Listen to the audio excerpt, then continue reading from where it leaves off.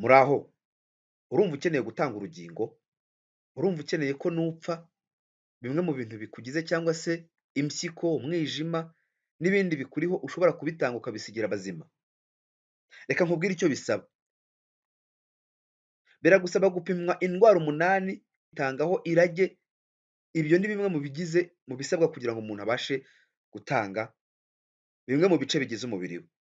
Minisiteri y'Ubuzima yatangaje ko abantu bazajya biyemeza gutanga uburenganzira ku ikoreshwa ry'umubiri wabo, haba gutanga ingingo, ingirangingo, uturemangingo n'ibikomoka mu mubiri. Bazajya bapimwa udukoko dutera indwara cyangwa indwara 8, ndetse bagasuzumwa niba koko bujuje ibisabwa byatuma batanga izo ngingo ku barwayi cyangwa zigakoreshwa mu kwigisha.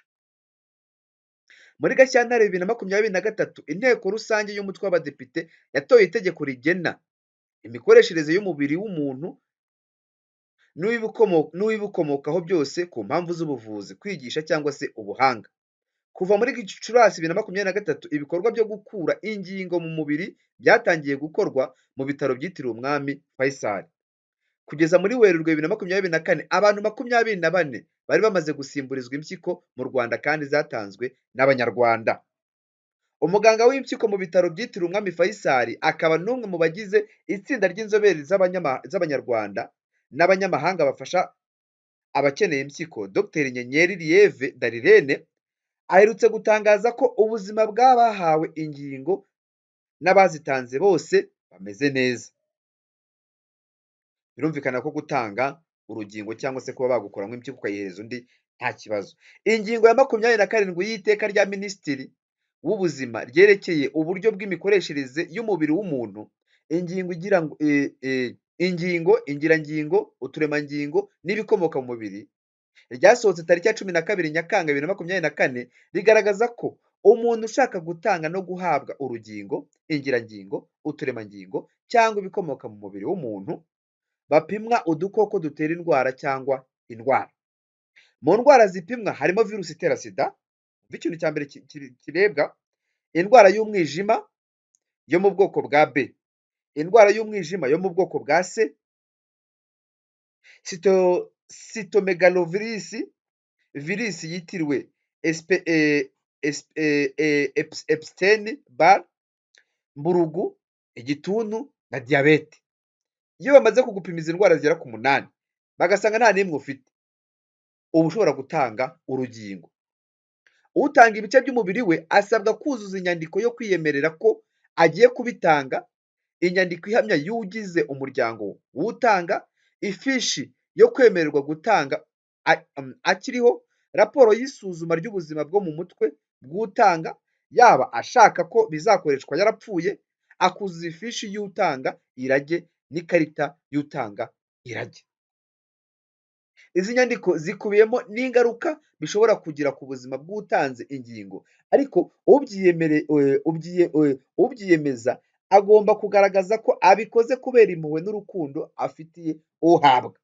Tuvuge n'urugero, urashaka gutanga impyiko,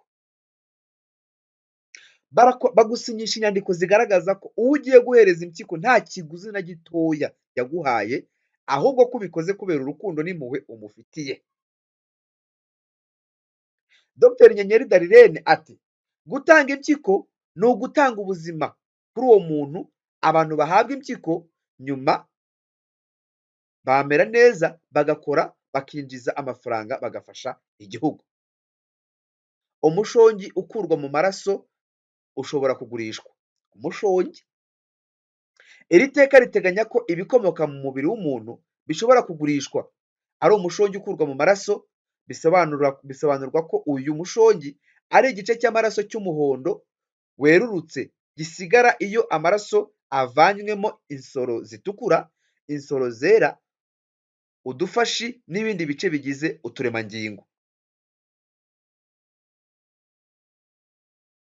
Gusa kugurisha uyu mushongi bitangirwa uburenganzira na Minisiteri y'Ubuzima imaze gusuzuma raporo igaragaza ingano y'amaraso yafashwe, umushongi wavuyemo, ukenewe n'inzego z'ubuvuzi, hamwe n'uwasagutse usaguka ugurishwa ku madolari y'Amerika 50 kuri litiro imwe. Dolari 50 kuri litiro imwe ni kuri uwo mushongi ugura.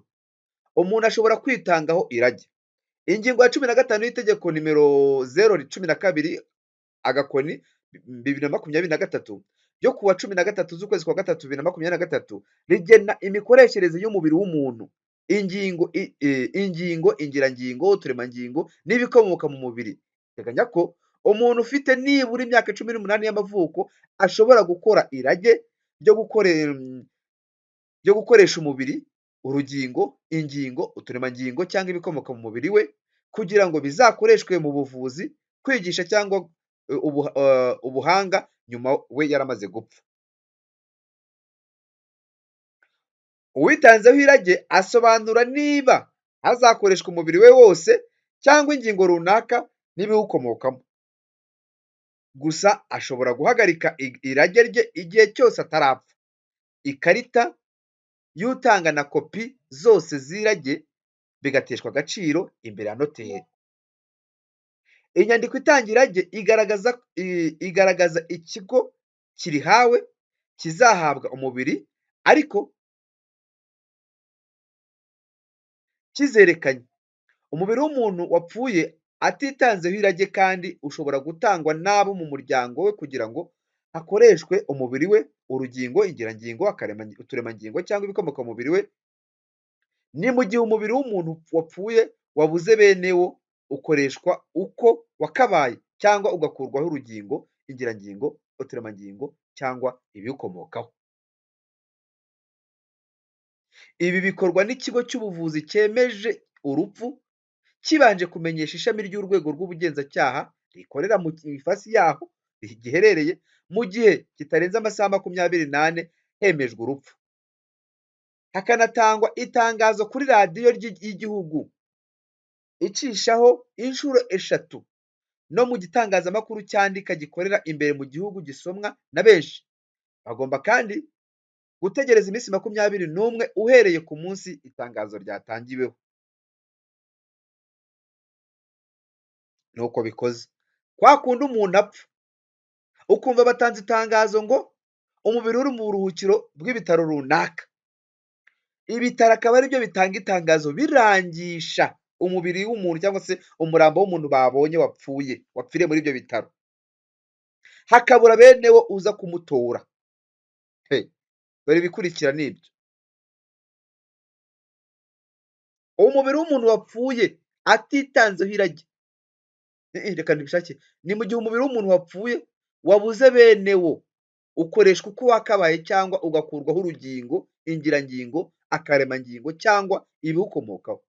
Ibi bikorwa n'ikigo cy'ubuvuzi cyemeje urupfu. Niba ibitaro byatangaje ngo runaka yapfuye, bagategereza ko abantu bazaza gutora umurambo we bakawubura, ibitaro bihita bitanga itangazo kuri radiyo y'igihugu bakamenyesha abantu bose ko uwo muntu yapfuye kandi ko bagomba kuza kumureba mu biruhukiro bw'ibyo bitaro. Bakanatanga itangazo mu kinyamakuru cyandika, ariko cya kintu gisomwa cyane. Bamara gutanga itangazo mu binyamakuru byandika, bakabona iminsi 21 irihiritse utaraza kureba umurambo w'umuntu wawe, hataraboneka nyirawo. Ibitaro bifite uburenganzira bwo bikatakata zimwe mu ngingo, tumwe mu turemangingo, bimwe mu bikomoka mu mubiri, bikaba byabikoresha mu buryo bw'ubuvuzi, nako mu buryo bwo kwigisha cyangwa mu buryo bwa gihanga. Ubwo rero akenshi uzakunda gusanga batanze itangazo, ukabuza uko uwo muntu umuzi, ukicecekera iminsi 21 nirangira.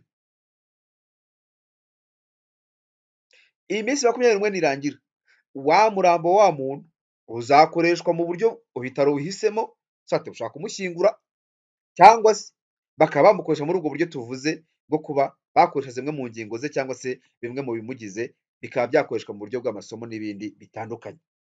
Mwumvise uburyo bwo gutanga impyiko bigenda cyangwa se gutanga urugingo rwawe. Hari ingingo zishobora gukurwa mu muntu zikaba zaramira abandi, nk'umwijima, impyiko n'ibindi bitandukanye. Iyo rero umuntu afite urugingo ashaka gutanga, bica muri ziriya nzira zose twasomye. Ugomba kubanza bakagupima indwara 8 zigaragaza neza ko nta kibazo na gitoya ugiye guhabwa urwo rugingo azahura nacyo, ndetse nawe urutanze ko uzagumana ubuzima buzira umuze. iyo bamaze kubyemeza abaganga bamaze kugaragaza ko nta kibazo gihari, noneho uba ushobora gutanga urugingo. Ikindi, uyu Nyenyeri Darlene yatangaje ko umuntu abatanze impyiko n'abazihawe ubu bameze neza, bamaze kuzihabwa. Birumvikana rero niba uzi neza ko ufite umuntu ushaka gutanga urugingo, mubwira rutange. Niba nawe ukeneye urugingo, rusaba umuvandimwe wawe, ubuzima burakomeza. Iki kintu ni ikintu cyiza cyane rero. Aya ni amakuru mashya twifuzaga kubasangiza kuko birumvikana abantu benshi ntabwo baba basobanukiwe n'ibintu bijyanye no gutanga ingingo cyangwa se kuba watanga urugingo. Hari ikindi kintu numvise abantu benshi bakunda kuvuga, iyo umuntu arwaye impyiko, nyamuneka ntabwo bimukuraho gukora inshingano z'urugo nko kuba yabyara, yakubaka urugo, za zindi zose zikorwa mu rugo kugira ngo umuntu abashe kubyara. Numvise abantu benshi bakunda gukwirakwiza ibihuha, ugasanga icyo kintu gica abenshi imbaraga, ugasanga cyanatumye abarwaye impyiko biheba, bazi neza ko batazongera kandi gukora imibonano mpuzabitsina. Oya, urwaye impyiko ntibimukuraho gukora imibonano mpuzabitsina. Urwaye impyiko ntibimukuraho gukora indi mirimo yose. Aba ari umuntu ukomeye nk'abandi. Ahubwo urwaye impyiko nawe ihutire gusaba inshuti, umuvandimwe baguhereza urugingo, bakwemerere baguhe impyiko. Mwumvishe ko gutanga urugingo bisaba inzira bigomba kunyuramo kugira ngo umuntu abashe kuruhabwa. Ikindi, umushongi, hari ikintu bita umushongi cyavuzwe. Umushongi ukurwa mu maraso, ugurishwa amadolari 50 kuri litiro. Ugomba gutangira rye kugira ngo wemere ko nupfa ibigukomokaho byose bigomba kugira icyo bifasha abandi basigaye, cyangwa se bikaba byakwifashishwa mu buvuzi nako mu buryo bwo kwigisha no mu buryo bwa gihanga. Ushobora no kwitangaho irage ukiri muzima, ariko iyo ubikeneye urongera kandi ukisubira ukavuga ati hoya nisubiyeho nta rage ngitanze. Birashoboka cyane. Hari umuntu unemera gutanga impyiko, byagera igihe akavuga ati hoya bivuyemo singitanze impyiko. Nuko rero reka tubashimire rero mwebwe mukunda ibiganiro byacu kandi mukomeze mudushyigikire. Iyi ni inkuru y'ubuzima, tuzajya tubagezaho inkuru cyane cyane imwe y'ubuzima cyangwa se ebyiri mu biganiro byacu nk'uku nguku kugira ngo bikomeze bidufashe. Ikindi nababwira, ntabwo turabona kamera kugira ngo dutangire dukore ibintu amashusho tugaragara, kuko turi kurwana no gukoresha amajwi, ariko mu minsi mike cyane biraza gukemuka. Mukomeze mutube bugufi. Murakoze cyane, mugire ibihe byiza.